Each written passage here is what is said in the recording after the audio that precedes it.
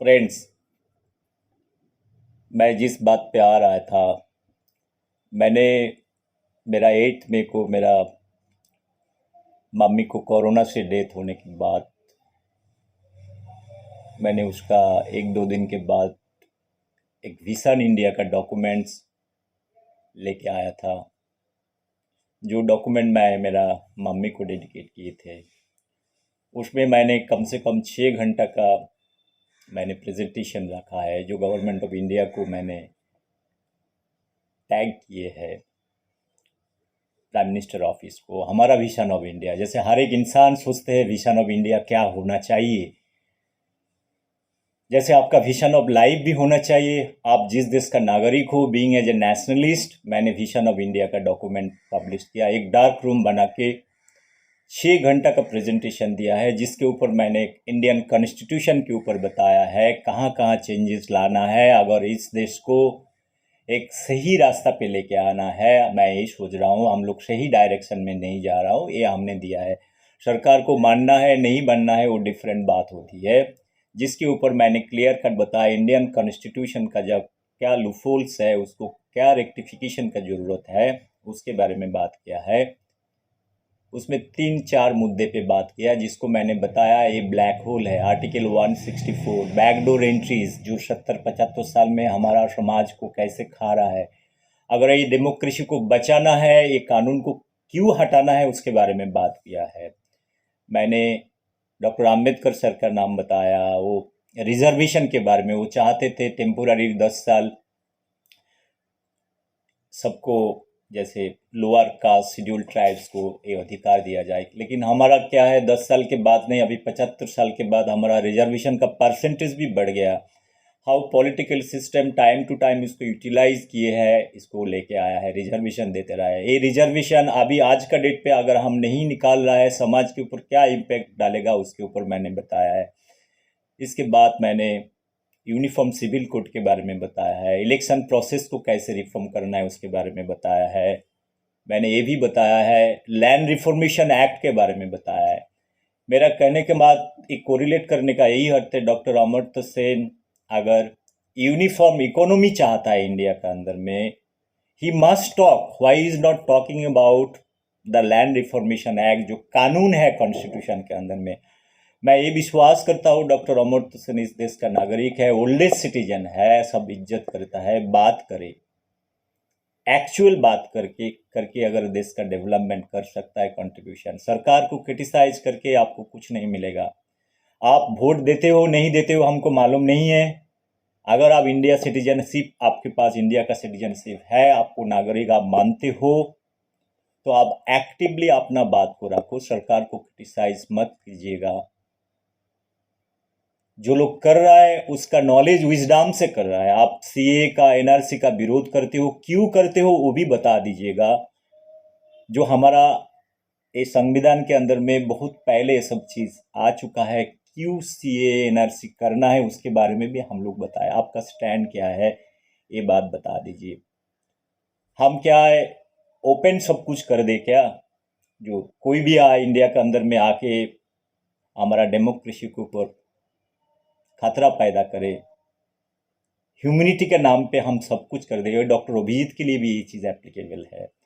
अगर इस देश को बचाना है, अमेरिका में भी मैंने मेरा बहुत वीडियो में बोला था, अमेरिका की यही पॉलिसी लेता है, नहीं सबको अंदर एंट्री दे देता है। ये चीज़ जानने का हमारा अधिकार है, हर एक को हर एक डेमोक्रेसी बचाने का अधिकार है। ह्यूमैनिटेरियन ग्राउंड जो है उसको करना है तो उसको होलिस्टिकली देखना है। उसके लिए मैंने भी वीडियो बनाया, कैसे ये भिखारी जो बेगर क्लास जो पॉपुलेशन डायनामिक्स को आपको इंक्रीज करता है। मेरा वीडियो में मैंने बताया, खाली दिल्ली में 3-4 लाख आपको भिखारी है, रिफ्यूजी है, जिसके पास प्रॉपर शेल्टर नहीं है। वो कनाडा का 30 जो हमारा जो स्टेट पे असेंबली इलेक्शन होता है, स्टेट कॉन्स्टिट्यूंसी होता है, उसका बराबर है। खाली भिखारी इंडिया में कितना मिलियन पॉपुलेशन है जो प्रॉवर्टी लाइन के नीचे है, गरीबी है। वो कहाँ से आया, कहाँ से ओरिजिन हुआ, कहाँ से इतना सारे बाहर काला कंट्री से इंडिया में आके 3-4 मिलियन इधर बैठा हुआ है, ये सब चीज़ को जानने का, जो नोबेल प्राइज जिसको मिलता है उसको विजडम बढ़ता है, इसके लिए उसको फिलोसोफर बोला जाता है। तो फिलोसॉफिकल वे में डॉक्टर अमर्त्य सेन, डॉक्टर अभिजीत को मैंने एनालिसिस करने के लिए बोल रहा हूँ। हमारा ये छोटा सा ना पढ़ा दिमाग से हो सकता है समझ में नहीं आता है, बट मेरा जो समझ में आ रहा है मैं बोल रहा हूँ, डायरेक्शन दे रहा हूँ, उस डायरेक्शन में काम करेगा तो हो सकता है कुछ नया कुछ मिले।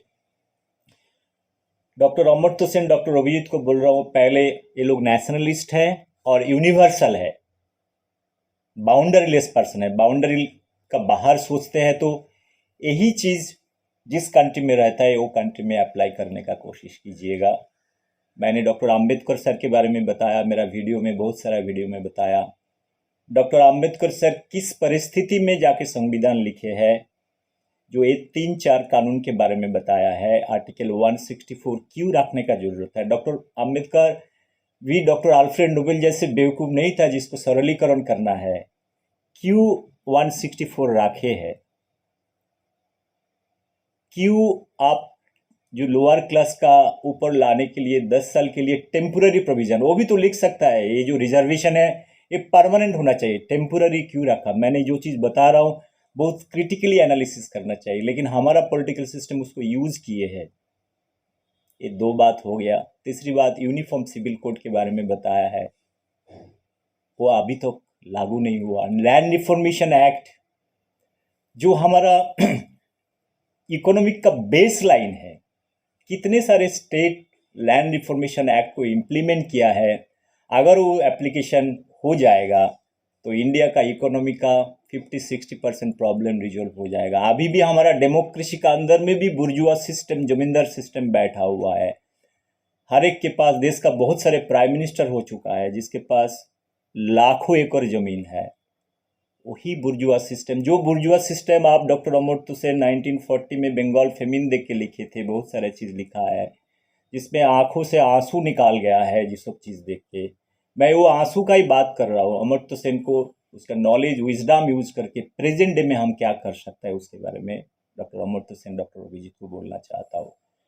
इसके बाद हमारा जो कहने का मतलब यही है, अभी जो कोरोना काल चल रहा है, कोरोना जो कोविड वायरस है, कोविड-19 आर्टिफिशियल है, नेचुरल है, इसके बारे में मैंने हमारा वक्तव्य रखा, मैंने बताया ये आर्टिफिशियल है। लेकिन डॉक्टर अभिजीत, डॉक्टर अमर्त्य सेन का क्या कहना है, वो नेचुरल है, डिजीज़ है। तो मैनेजमेंट तो है, सरकार कर ही रहा है। वैक्सीन करने के लिए 10 साल लगता है, अभी 1 साल में वैक्सीन करके कुछ ना कुछ कर रहा है। इंडिया का जितने कंट्रीब्यूशन है वैक्सीनेशन में वर्ल्ड में बहुत कम है। इतने सारे मैन्युफैक्चरिंग यूनिट, गवर्नमेंट ने कोशिश कर रहा है कोरोना को कंट्रोल करने के लिए। ये मैनेजमेंट का ज़रूरत है, वो अपना कोशिश कर रहा है। और एक बात बोलना चाहता हूँ, हमारा जो जीडीपी है उसका अर्निंग मैक्सिमम, सरकार का अर्निंग कहाँ से आता है। सरकार का 8 से 10% मैक्सिमम जो टोटल पॉपुलेशन थे जीएसटी आता है, जो रेवेन्यू आता है, टैक्सेस कलेक्ट होता है, उसी से डेवलपमेंट होता है।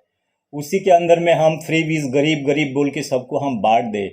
मैंने एनिमल इमोशंस के ऊपर काम किया था, अभी भी मैं कर रहा हूँ, जो चीज़ समझने का कोशिश कर रहा हूँ। फ्री बीज, उसके ऊपर भी मैंने पेपर पब्लिश किया है। हाउ फ्री बीज concept is killing the basic instinct of humans, life के ऊपर कैसे जाता है।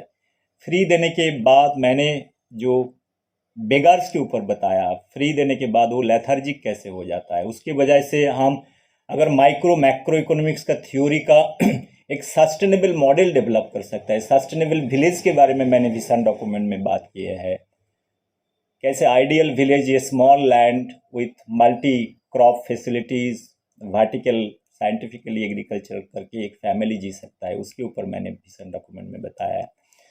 मैं इधर बैठा नहीं हूँ सरकार को क्रिटिसाइज नहीं करने के लिए, बिकॉज सरकार हमने बताया, हमारा एक वोट सरकार में गया, मतलब आज जो सरकार चल रहा है हमारा भी कुछ योगदान है, इसके लिए सरकार चल रहा है। ये कोई डिक्टेटरशिप तो है ही नहीं। मोदी जी इधर बैठा नहीं है बिकॉज उसको कोई इंस्टॉल किया है, कोई इंस्टॉलेशन नहीं है। He has got every right to seat because he is democratically elected and he has every right to execute as per his wisdom, taking everybody into consideration. जो मोदी साहब बताते हैं 140-45 करोड़ का इंसान जो पॉपुलेशन है उसको कंट्रोल करना है। अमेरिका का क्या पॉपुलेशन है doctor Amartya Sen, total Europe, total America, total Russia का टोटल पॉपुलेशन जोड़ लोगे तो इंडिया का पॉपुलेशन इतना होता है। एक खाने वाली चीज़ नहीं है जो आप बोल दिया तो बोल दिया। बोलने के लिए पैसा नहीं लगता है, बट बोलने का पहले जो इंटेलिजेंट आदमी बोलता है उसको 10 बार सोचना चाहिए क्रिटिसाइज करने के लिए। ये बात डॉक्टर अभिजीत, डॉक्टर अमर्त्य सेन को दोनों को ही मैं बता रहा हूँ। Before making any statement in public domain, think twice thrice 4 times what you are speaking. Dialectically आप उसको एनालिसिस करो, वो चीज़ खुद का देश पे बताओगे। अमेरिका में जितना डेथ हुआ है इंडिया से काफ़ी ज़्यादा डेथ हुआ है। पॉपुलेशन के साथ पे भी कैलकुलेट कर लोगे तो इतना डेथ इंडिया में नहीं हुआ है। ये स्टैटिस्टिक्स भी आपके पास है, तब भी आप क्रिटिसाइज करते रहते हो। देखिए, क्रिटिसिज्म करना मैं समझता हूँ, क्रिटिसाइज करना है। कोई कॉन्स्टिट्यूशन जला देता है, लाठी पत्थर डाल देता है, जेएनयू कैंपस में आग जलता है, नेशनल फ्लैग को आग जला जाता है, इंडियन कॉन्स्टिट्यूशन को जला दिया जाता है। आर्टिकल 370 का आपका स्टैंड क्या है? आप चाहते हो आर्टिकल 370 फिर से वापस आ जाए? क्या है आपका? अगर गवर्नमेंट ऑफ इंडिया ने आर्टिकल 370 को एबोलिश किया है, बहुत सोच समझ के किया है। ये सब पढ़ने के लिए नन चम्स्की को पढ़ने का जरूरत नहीं है, इंटेलेक्चुअलिज्म करने का जरूरत नहीं है। इसके लिए नेशनलिज्म का जरूरत होता है। First of all you have to be a nationalist first. Doctor Amartya Sen, doctor Abhijit, my simple suggestion being as Indian citizen, you come in the dais and say what is your stand, whether you are a nationalist or you feel that you are part of the universe and you have every right to speak. I don't have any problem, but चीज को dilute मत कीजिएगा। Dilute in that sense, हम 140 करोड़ का इंसान एक सरकार को एस्टैब्लिश किया है, विजडम दिए है देश को चलाने के लिए। आपने वोट दिया है नहीं दिया है हमको ये बात मालूम नहीं है। अगर वोट नहीं दिया है, अगर अमेरिकन डेमोक्रेसी को आपने वोट दिया, better you take care your own country, because you have much more problem than us, much more deaths than us. We are fine absolutely here. Please don't work as a catalyst to destabilize the Indian democracy. Have some constructive criticism. मैं अगर 6 घंटा का vision document दे सकते हो सकता है मैं पढ़े लिखे इंसान नहीं है, मैं 6 घंटा का विजन डॉक्यूमेंट दिया है। आप इंटेलिजेंट आदमी हो, 6 मिनट भी तो बोल सकते हो। एक कोरोना काल में आपका स्टैंड क्या है? कोरोना आर्टिफिशियल है, नेचुरल है? मैंने 6 घंटा का वीडियो दिया है। मैंने 150 साल का इतिहास करके मैंने पढ़ के मैंने साइंटिफिकली बताया है। जो अभी बहुत सारा आदमी बहुत लैब पे बैठ के इस चीज़ को एनालिसिस कर रहा है। मेरा डॉक्यूमेंट यूएन के पास गया है, मेरा वीडियो यूएन के पास गया है। मेरा स्टैंड क्या है? Because I am a student from science, I am not a student from economics और आर्ट्स। इकोनॉमिक्स आर्ट्स ये तो ऑलरेडी है, भगवान सबको इकोनॉमिक्स, इसलिए मैं पोइट्री लिख पाता हूँ, लिटरेचर पढ़ पाता हूँ, अच्छे अच्छे थर्ड लेता हूँ। 15 साल से मैं पोइट्री लिखा है। वो poetry science student, arts student, इसीलिए आर्ट्स सबका अंदर में इनबिल्ट है, इकोनॉमिक्स सबका अंदर में इनबिल्ट है। मेरा घर का सर्वेंट जो है उससे हमसे ज़्यादा उसको इकोनॉमिक्स पता है, बिना पढ़े लिखे है। मैंने बहुत सारा वीडियो में बताया। मेरा कहने का मतलब यही है, please criticise, constructive criticism is good. I talk about the JNU. I know JNU well. I dealt with JNU. I dealt with so many professors in JNU because I am a technocrat. I have installed many systems. मैंने बहुत सारा scientist से काम किया है जो बाद में रविंद्र यूनिवर्सिटी का वाइस चांसलर हुआ, जिसमें सुभाष चंद्र बोस जिस जगह से पढ़ाई करके आया था। ये इतिहास का गवाह है। मैं जो चीज़ फिर से बताना चाहता हूँ, I know the system well, how it operates. इसके बारे में भी, जेएनयू के बारे में भी मैंने वीडियो बनाया पर्सनल लेवल में, how and what capacity I have talked while promoting my technologies. मैं ये डिबेट को थोड़ा सा लंबा नहीं खींचना चाहता हूँ, मैं इतना ही बोलना चाहता हूँ। ये इकोनॉमिक साइंस का जो नोबेल प्राइज़ है, बहुत सारा थ्योरी आ रहा है। मैंने ये भी बताया है एक जगह में, डॉक्टर अल्फ्रेड नोबेल ने क्या बोल के गया था? वो बोल के गया था फ्री एंड फेयर सिलेक्शन होना चाहिए।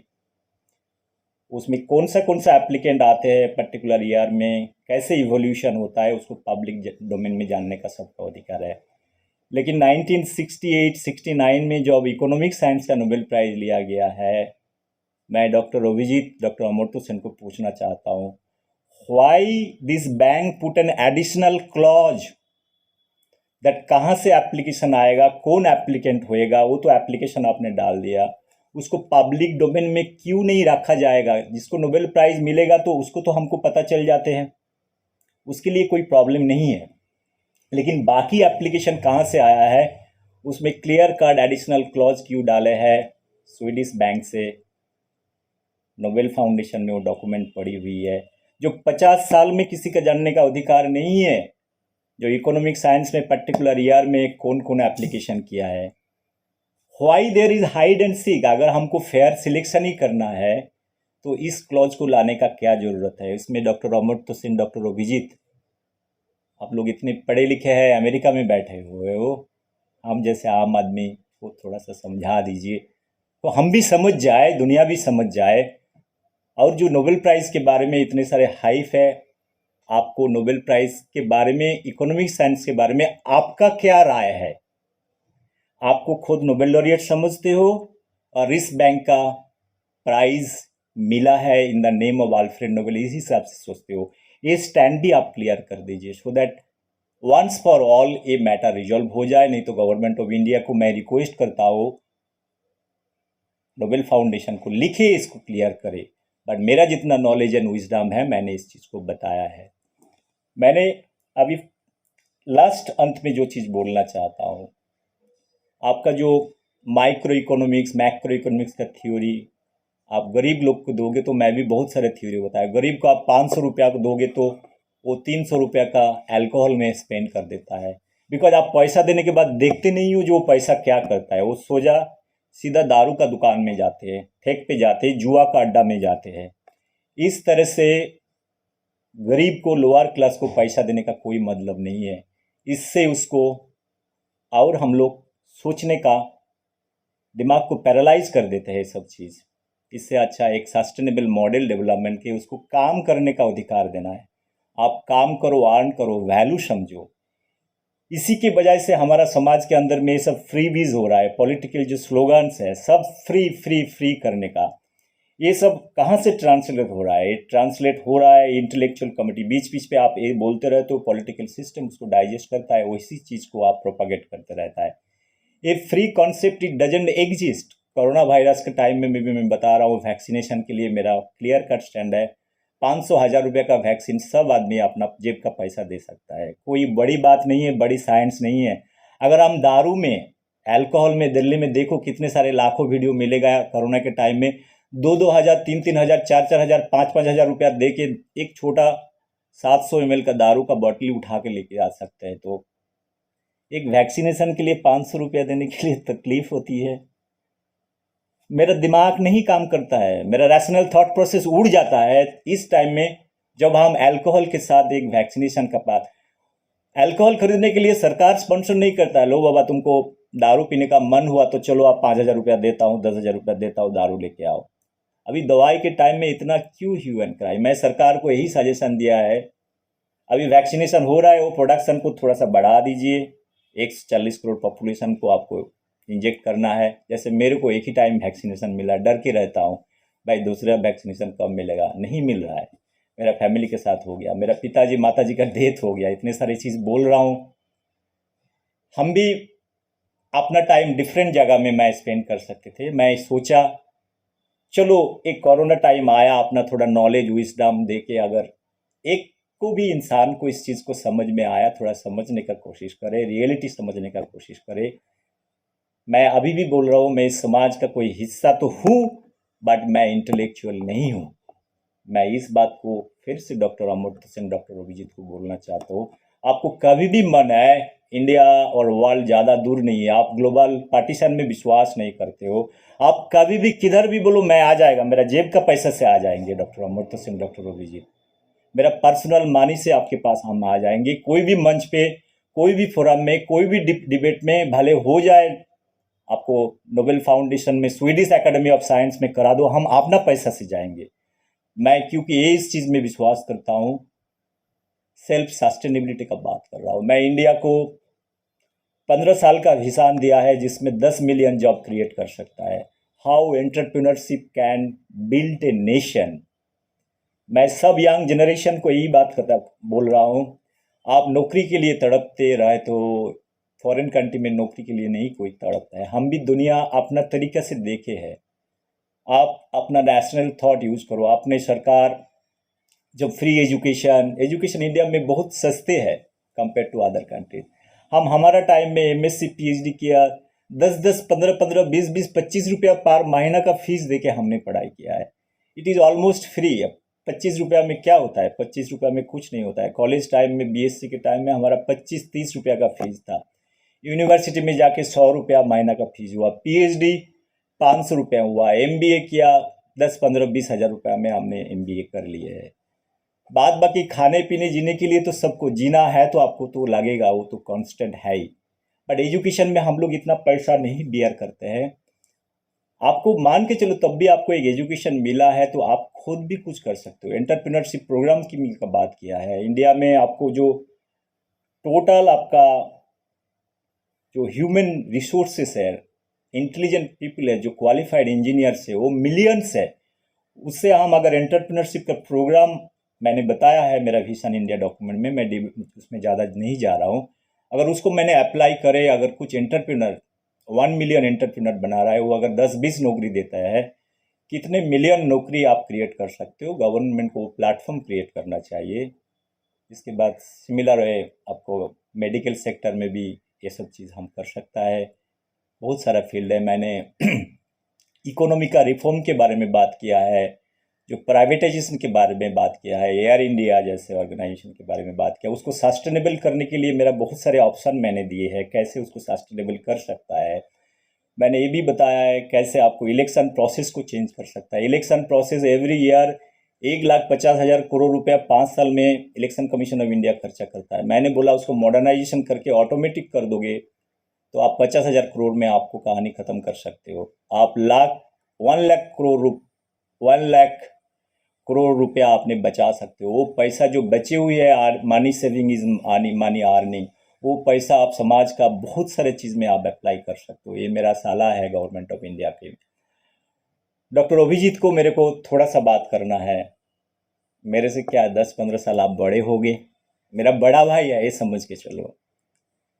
आप इकोनॉमिक साइंस का स्टूडेंट है, मैं बायोलॉजिस्ट हूँ, मैं टेक्नोक्रेट हूँ। मेरे पास 10 टेक्नोलॉजी है। मैंने बताया है मैं 10 टेक्नोलॉजी से इंडिया का वर्ल्ड में इकोनॉमी में नया क्रॉप, नया डेवलपमेंट, ग्लोबल वार्मिंग के ऊपर बहुत सारा चीज़ मैंने डेवलप किया। ओन टेक्नोलॉजी है जिसमें नया क्रॉप प्रोडक्टिविटी करके हमने अगर यूज़ कर रहा है। मैंने कम से कम 3-4 हज़ार साइंटिस्ट के साथ इंटरेक्ट कर रहा हूँ। इंडिया में ग्लोबली 70 इंस्टीट्यूट में हमने काम किया है। ये सब सिस्टम सिमुलेशन मॉडल का अंदर में आता है, हमने खुद डेवलप किया। बहुत सारे जगह से मैंने सीखा है, सीखने के बाद ये सब इस्टेब्लिशमेंट किए हैं। मेरा सिंपल कहने का मतलब ये है, ये टेक्नोलॉजी अगर ये मॉडल यूज़ करे, साइंटिफिक ऑलरेडी यूज़ कर रहा है, उससे काफ़ी सारे क्रॉप प्रोडक्टिविटी डेवलपमेंट हो रहा है, नया वेराइटीज़ हो रहा है जो ग्लोबल वार्मिंग को काउंटर करने के लिए किया है। मैंने पूरा इतिहास 100 साल का पढ़ा है, जितने को नोबेल प्राइज़ मिला ऑन ग्लोबल वार्मिंग, मैंने सब कुछ देखा है। जैसे एल गोर को, डॉक्टर आर के पाचौरी को, बाकी सारे साइंटिस्ट, कार्बन टैक्स के बारे में बताया। मैं बाद में ये सब बात करेंगे।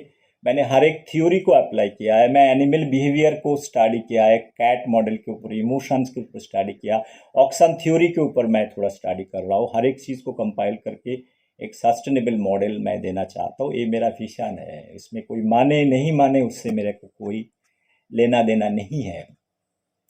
आप आईजेपल लैब ने किया है, मैं आपका बात में आता हूँ। आपको नोबेल प्राइज़ मिला, आप 2002, 3, 4 साल में आईजेपल लैब ने आपने इस्टेब्लिश किया। प्रॉवर्टी एलिवेशन लैब आपने इस्टेब्लिश किया, बहुत अच्छी विजन है। प्रॉवर्टी एलिवेट भी हो सकता है, लैब इरेडिकेशन होता है लैब का अंदर से, आप सोच सकते हो, बहुत बड़ी बात है। आपका सोच मैंने सब कुछ पढ़ा वेबसाइट पे। आपको नोबेल प्राइज़ भी मिला है, 2018-19 में आपको नोबेल प्राइज़ मिला।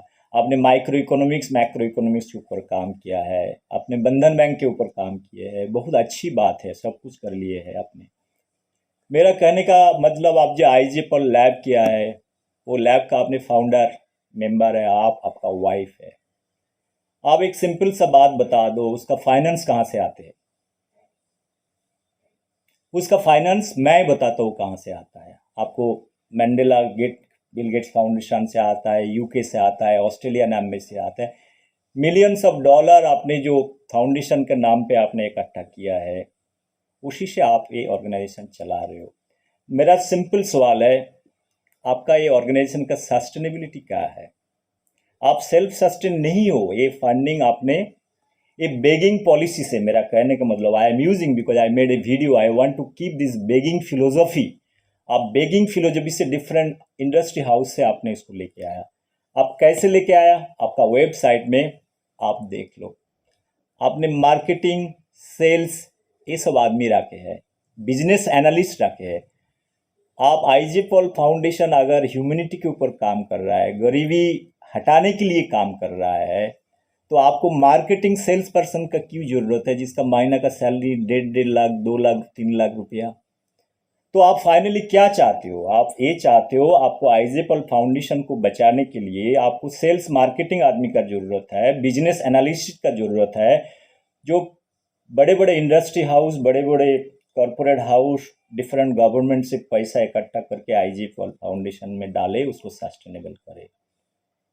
ये फिलोसफी हमको अभी भी नहीं समझ में आया है। अगर आईजे पॉल फाउंडेशन इससे होलिस्टिकली ये लोग काम कर रहा है, देर इज़ नो नीड, इसके ऊपर ज़रूरत नहीं है ये उसको अंदर में मार्केटिंग सेल्स एक्टिविटीज़ चले। आपने बोला 10, 15, 20 हज़ार माइंड्स को आपने ट्रेनिंग देते हो, कैसे प्रॉपर्टी एलिवेशन में लोग काम कर सकता है। आपने माइक्रो मैक्रो इकोनॉमिक्स में विलेज लाइफ के ऊपर काम किया। हमें कोई तकलीफ नहीं है।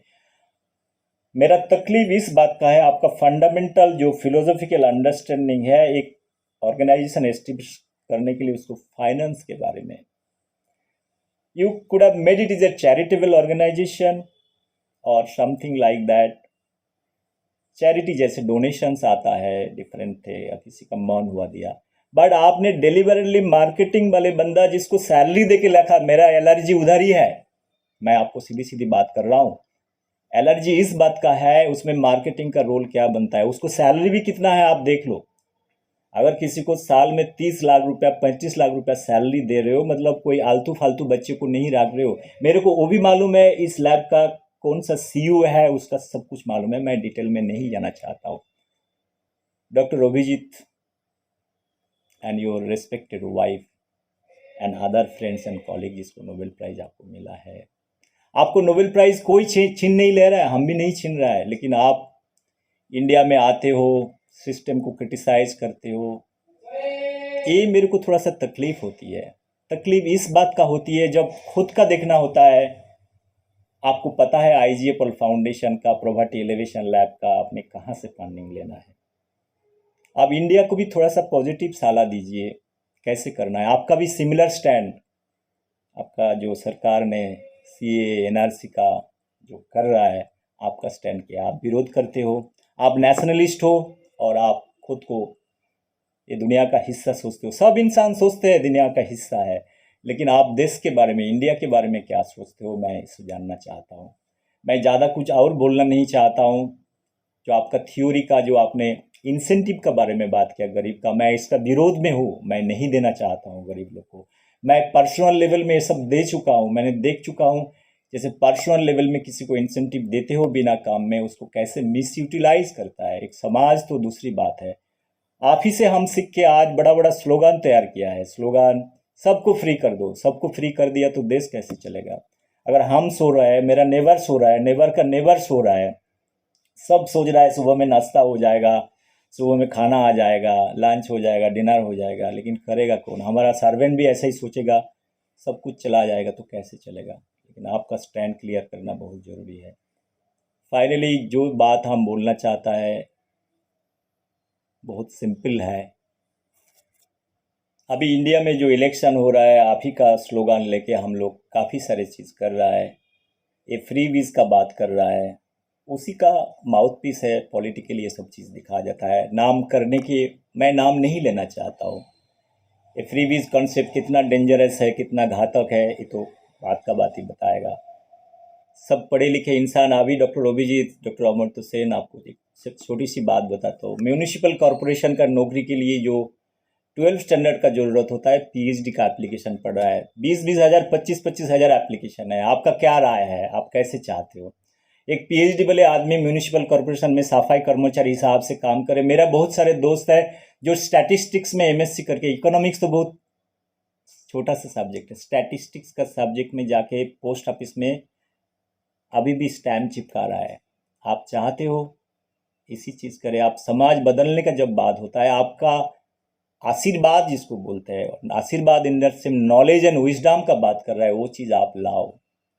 बोलना है क्या चल रहा है सोसाइटी में, बहुत बहुत सारे क्वालिफाइड आदमी एक छोटा सा नौकरी के लिए बैठा हुआ है जो स्कोप नहीं है। कैसे स्कोप क्रिएट कर सकते हो, मैंने जैसे बताया है, इतने सारे 6.5 घंटा का वीडियो आपको चाहिए तो मैं आपको ईमेल आईडी दी, इसीलिए आपने ईमेल आईडी शायद नहीं रखा है अपना वेबसाइट में। ये सब चीज़ आपने पब्लिक डोमेन में नहीं हो सकता है बचने के लिए सब चीज़ नहीं है। अगर कोई email ID, personal email ID है, अगर ये वीडियो देख रहे हो, आप ईमेल आईडी दीजिए, आपको टैग करवा देता हूँ। जैसे प्राइम मिनिस्टर ऑफ का ऑफिस में मैंने टैग करवाता हूँ। मेरा डर कुछ नहीं है, कुछ इसमें आपको डर क्या है?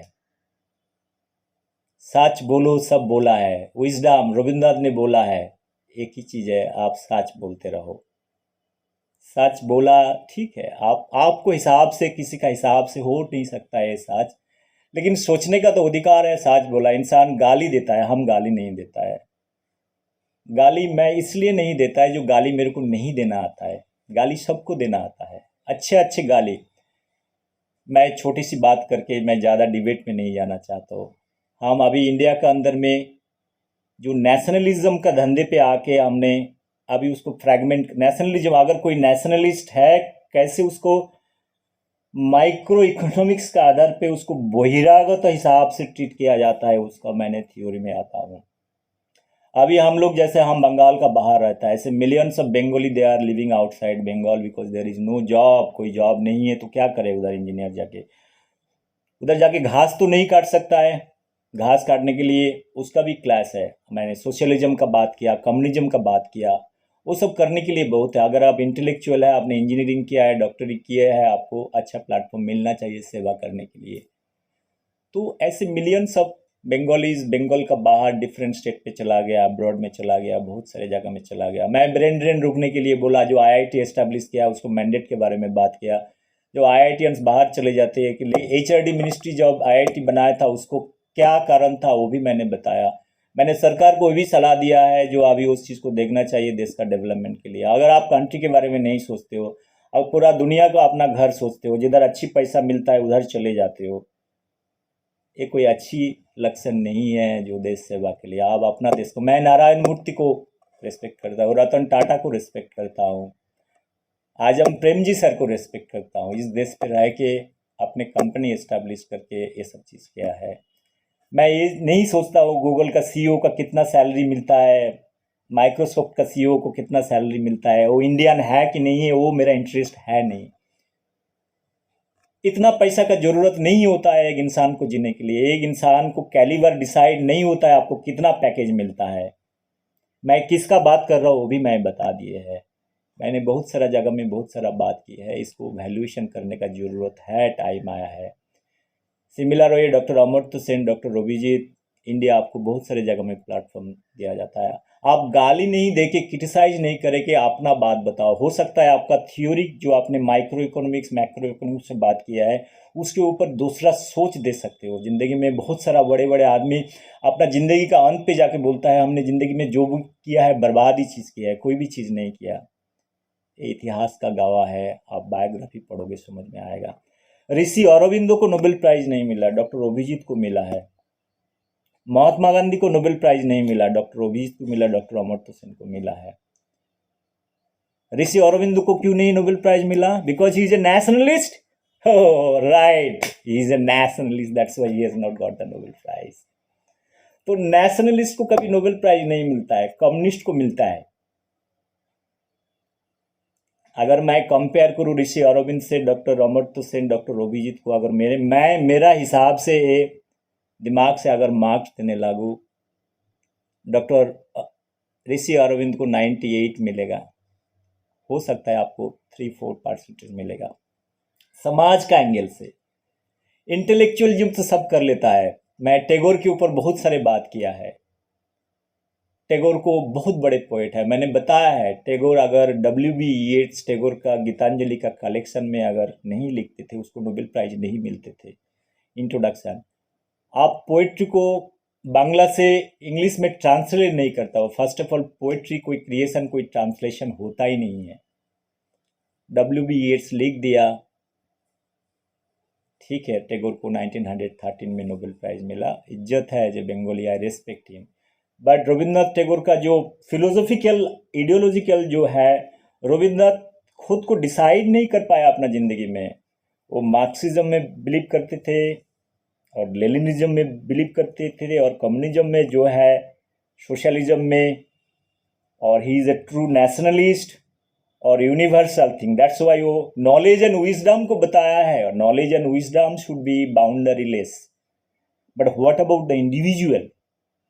इसीलिए टैगोर फ्रीडम मूवमेंट में ज़्यादा पार्टिसिपेट नहीं कर पाए।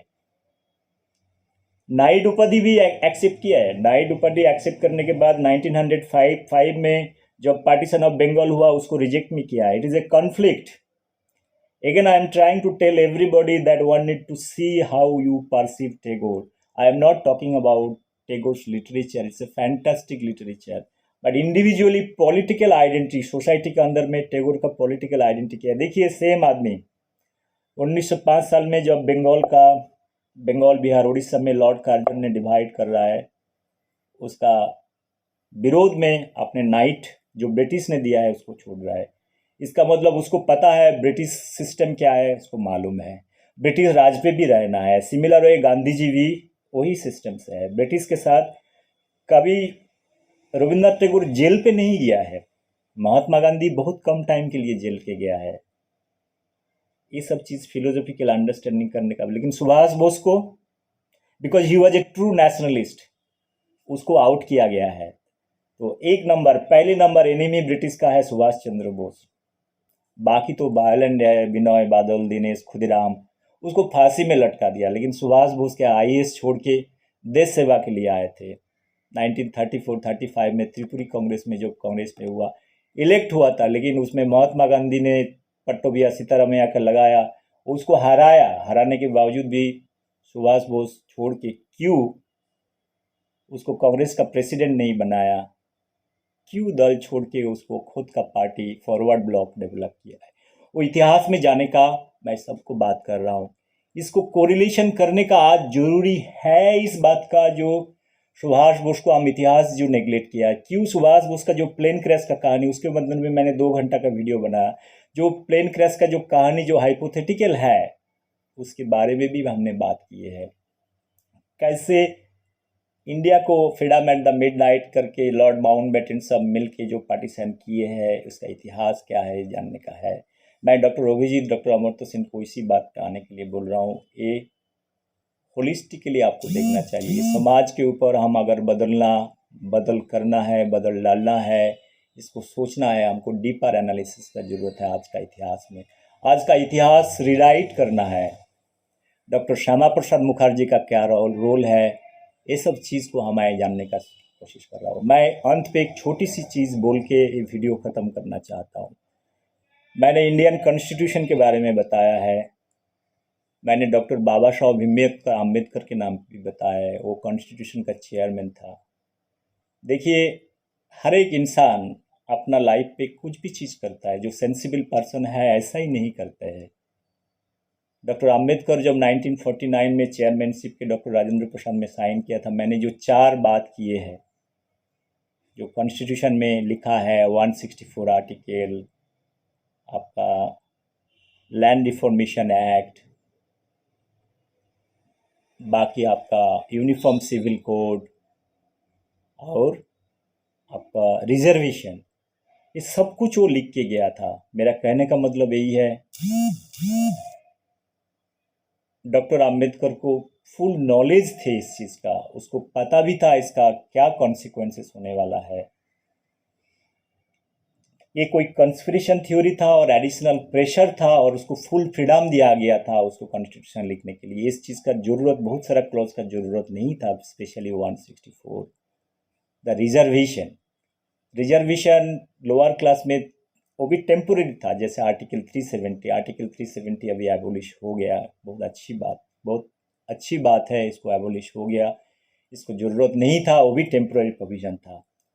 अभी मेरा कहने का मतलब यही है, वो नहीं है। अभी बोल रहा हूँ मैं रिलीजियन में आ रहा हूँ। रिलीजियन में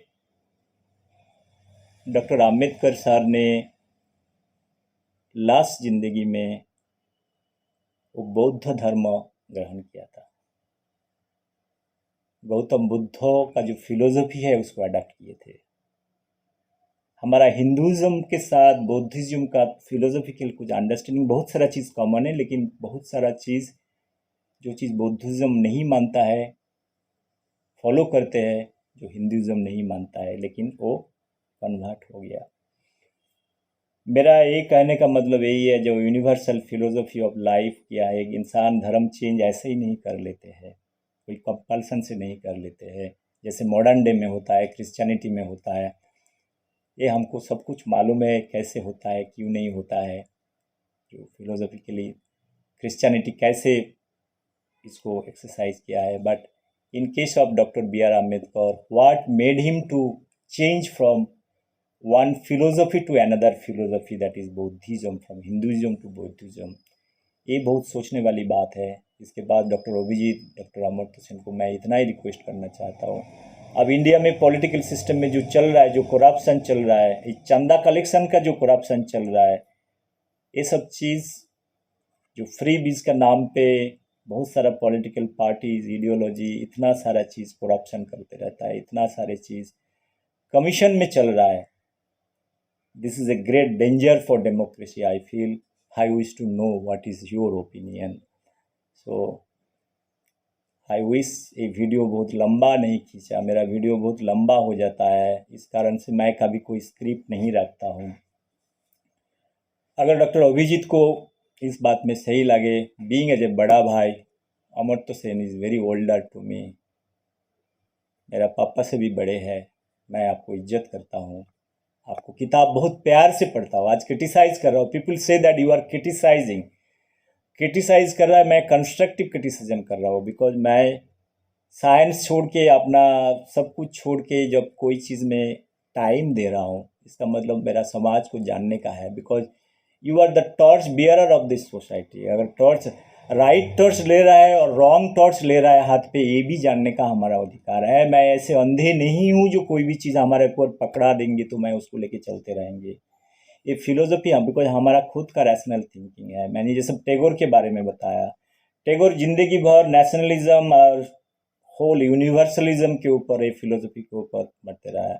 टैगोर बहुत सारे चीज़ में, जैसे आप वोमेन के ऊपर टैगोर का क्या कॉन्सेप्ट है, मैं वो डिफरेंट बात आएंगे, how Tagore use to see women,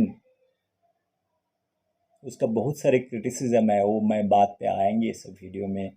मैं ज़्यादा, इतिहास बहुत लंबा है, हमारा इतिहास जैसे कॉकटेल जैसे है, ये न्यूरल नेटवर्क जैसे है, कैओस थ्योरी जैसे है। कोई भी चीज़ में आप जाओगे तो आपको कोरिलेशन करना मुश्किल होता है। हिस्ट्री, फिलोसफी, साइंस, आर्ट, 2000 साल का इतिहास इकट्ठा करेंगे तो आपको इसको कोरिलेट करके एक जगह में पहुंचाना मुश्किल है। जैसे मैंने कोरोना के बारे में बताया, मैंने सब कुछ बताया जो चीज़ है, first world war, second world war, gulf war को एनालिसिस करके बताया। इस जो बायोलॉजिकल वॉर हो रहा है आज से 30 साल पहले, मेरा पोइट्री में मैं बोल के गया, कैसे बोल के गया, सब कुछ किया। जो बायोलॉजिकल वॉर हो रहा है ये आर्टिफिशियल हमको समझ में नहीं आ रहा है, लेकिन मैं उसको चीज़ को एक एक चीज़ को खोल के मैंने बताया। वो वीडियो है, किसी का इंटरेस्ट है देख सकता है।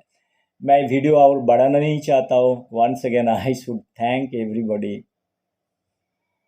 That God has given me और Buddha has given me this opportunity to seat in a place, जिसको ये अपॉर्चुनिटी बहुत सारे आदमी को नहीं मिलता है, to give a voice, a democratic voice दिए है बोलने के लिए। हमको prime minister of India UN तक पहुंचाने के लिए अधिकार दिए है। बट बिकॉज मैं जो सोचता हूँ, मैं इसको 100% सोचता हूँ, 150% सोचता हूँ। मैं जो बोल रहा हूँ बहुत कॉन्शियसली इसको बोल रहा हूँ, तो मेरा कॉन्शियसनेस एंड विजडम को मैं एक्सप्रेस करना चाहता हूँ। इसमें हमारा कोई डरने का कोई नहीं है और किसी का खतरा भी नहीं है।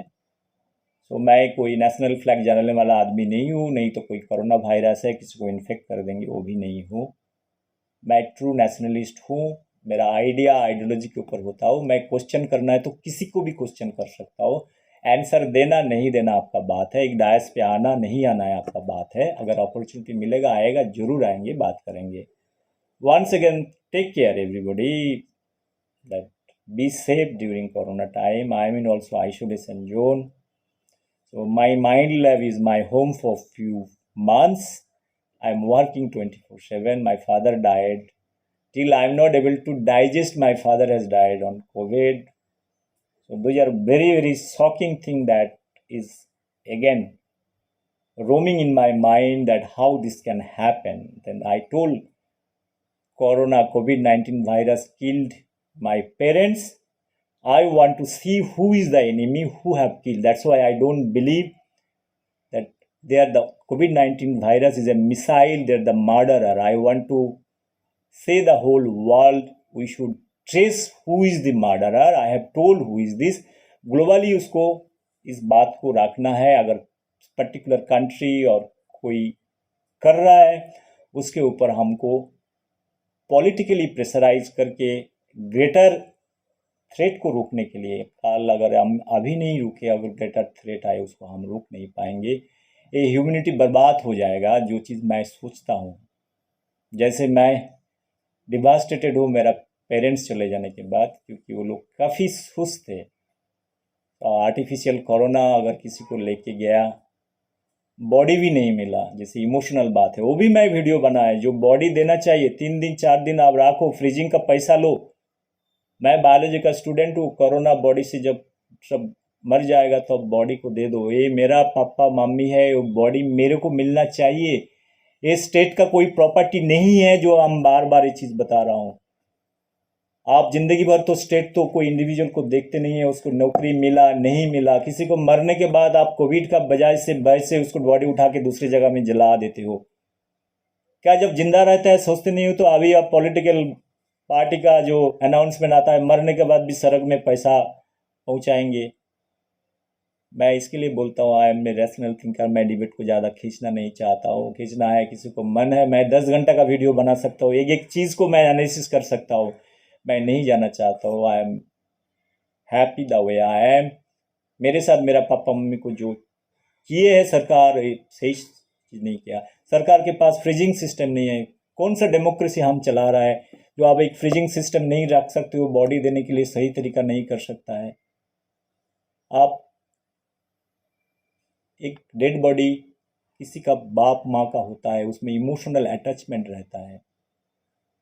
फ्रीजिंग का पैसा लो, कितना पैसा चाहिए आप ले लो। आपको फ्रीजर चाहिए, फ्रीजर रखो, उसका चार्ज ले लो। अब फ्री में कुछ नहीं करना है, लेकिन पॉलिटिक्स नहीं करना है।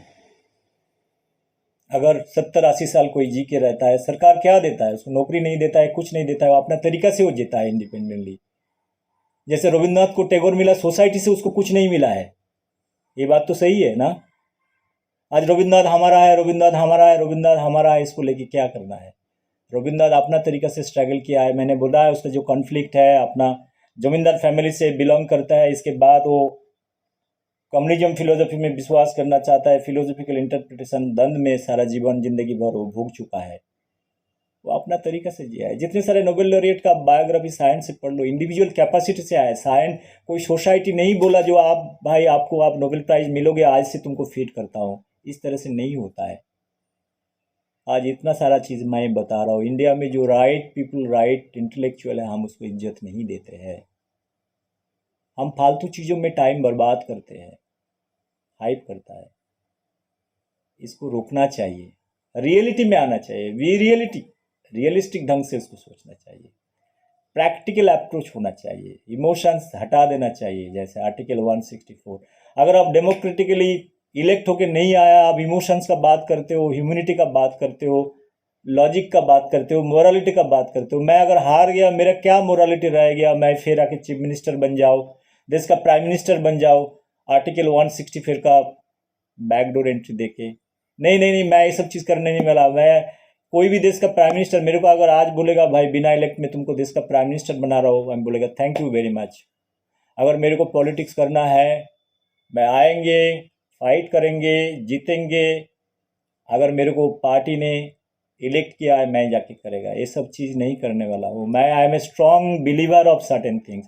मैं इतना ही समझता हूँ, आपका प्रैक्टिकल लाइफ पे बिलीव नहीं करोगे, उस चीज़ को कोई मतलब नहीं है। संत और मर्डरर के अंदर में फ़र्क नहीं। एक संत होता है, एक फिलोसोफर होता है, एक जगह में बैठ के अच्छी बात करते हैं, हम सुनते हैं। अगर मैं इस संत की जगह में एक मर्डरर को बैठा दूँ, उसको बैकग्राउंड में 10-20 मर्डर कर चुका है, वही फिलोसफी वो बताए, आप उसको एक्सेप्ट करोगे नहीं करोगे? मैं इस बात को बोल के मेरा डिबेट खत्म करना चाहता हूँ। मैं सोचने के लिए थॉट दे रहा हूँ, अभी भी मैं बोल रहा हूँ। एक फिलोसोफर है जो अच्छी फिलोसफी का बात करता है, 20 आदमी 50 आदमी सामने सुनते हैं, उसको इज्जत करते हैं, उसको हर एक बात को। उसी जगह में एक आदमी बैठा दो जो मर्डरर है, उसको बैकग्राउंड में 10-20 मर्डर कर चुका है, वही आदमी फिलोसफी का बात करता है सामने, अच्छी अच्छी बात करते हैं, उससे ज़्यादा अच्छा अच्छा बात करता है। आप उस बात को मानोगे भी नहीं मानोगे। 2 बार रिपीट करके मैं डिबेट मेरा बात खत्म करना चाहता हूँ। सब खुश रहे। Thank you very much. Bye bye, take care, have a nice day. Okay, bye.